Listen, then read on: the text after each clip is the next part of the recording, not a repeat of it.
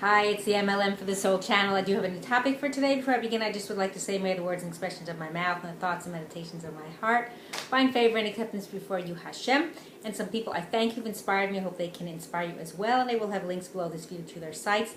They are Rabbi Shalom Arush, Rabbi Leza Brody, Rabbi Yosef Mizrahi, Rabbi Eli Mansour, Rabbi Lon Anava, Rabbi Yuval Ovadia, Rav Daniel Asore, Nisan Baruch Black, David Sachs, Rabbi Michael Skobek, Jews for Judaism, Rabbi David Asher, Rabbi Yeronim Ruvain, and Rabbi Yosef Chesney. As well, if you've never checked out this channel before, I will have a link below this video to my first video, which explains what M.L.M for this whole means, what it stands for, what I'm doing.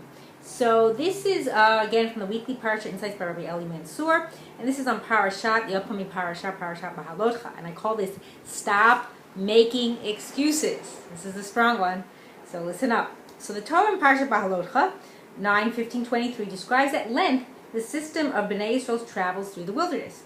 We read that a special cloud hovered over the Mishkan, the tabernacle. And when it would rise, this signaled to Bnei Yisrael that they must journey from their current location. They would travel until the cloud once again descended, and the people would then encamp and remain in that spot until the next time the cloud rose. The Ramban, which is also known as Nachmanides, noted that whenever Bnei Yisrael encamped, they had no way of knowing for how long they would be remaining in that location. As the Torah tells us, there were times when the cloud remained in its lowered position just overnight, and there were times when it remained in that position for several years. Thus, Bnei Yisrael never knew ahead of time as they encamped when they would need to travel again. As they pitched their tents and unpacked their bags, they had no idea whether they would be traveling again the next day, remaining in that place for several weeks, months, or years.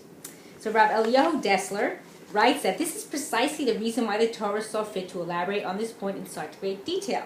The Torah wants us to realize just how unstable and unpredictable the lives of our ancestors were in the wilderness, and that despite this constant state of instability, they nevertheless spent their time immersed in Torah, study, learned from Moshe Rabbeinu all day, every day. The lesson being conveyed is that we must be fully committed to Torah study even in periods of instability, and even when our situation is far from perfect. If Bnei Israel were able to learn and focus on Torah under such unstable conditions, when they never knew how much time they would remain in any given location, then we certainly can learn Torah even under circumstances that are uncomfortable or inconvenient. As we have grown accustomed to the comforts and conveniences of the 21st century, too often people make all kinds of excuses why they are unable to learn Torah. It might be too cold or too hot. It could be that somebody was rushing in the morning and did not have his coffee, or he received the wrong kind of coffee at the shop. Unmarried people feel they can't learn until they're married and feel more settled, whereas married people feel they can't learn because of the pressures of raising a family. Businessmen excuse themselves from learning because their schedules are unpredictable, whereas professionals excuse themselves because they need to be available for the boss.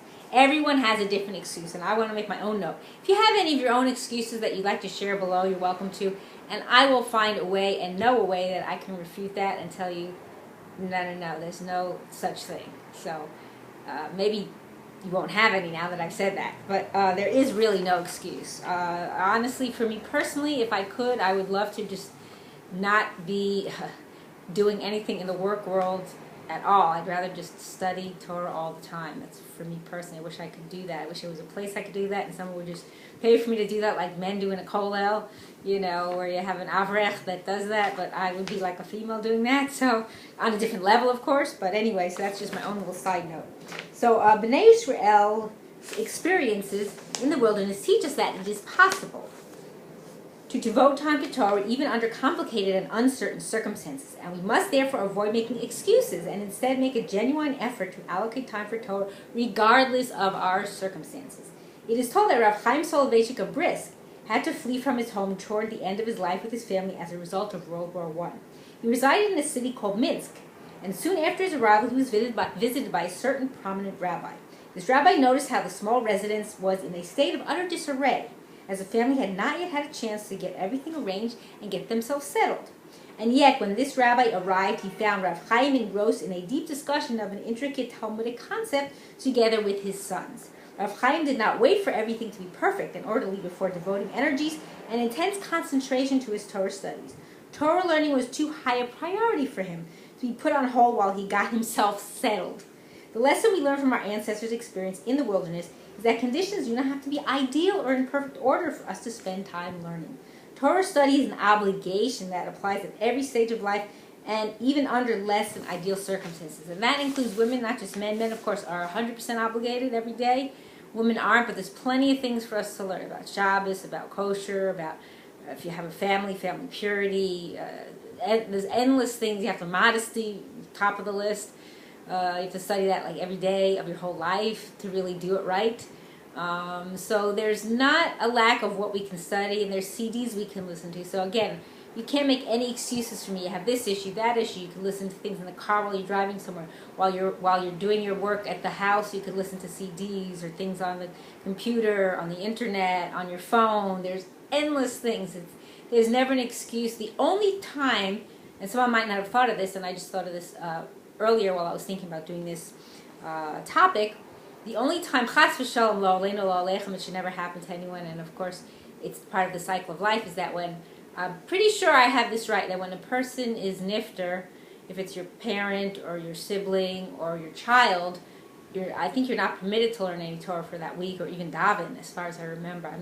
Don't quote me exactly, but I think that's what it is. So that's maybe the only time that you're not actually permitted to. So, but other than that, there's no excuse. And of course in the bathroom. No studying in the bathroom, and on the Shabbat and the Yom Tov, when you can't listen to CDs or on your phone or your internet, you have books, have chumashim, have sparim, have biographies. There's plenty. Go to artscroll.com, get some of their books. There's a new book by Rabbi Yossi Mizrahi, excellent. I'm in the process of finishing reading it. You can get that on Amazon. There's just endless things you could be studying. The Rambam, the Ramban. I mean, there's endless. If you're a man, the Mishnah, the Gemara, the Talmud. So there are really no excuses, because our goal is to do more, get more mitzvahs, accumulate more merits, and that we will all merit to live and see the coming of Mashiach speedily in our days and the rebuilding of our final and everlasting Beit HaMikdash. Amen, and thanks for watching.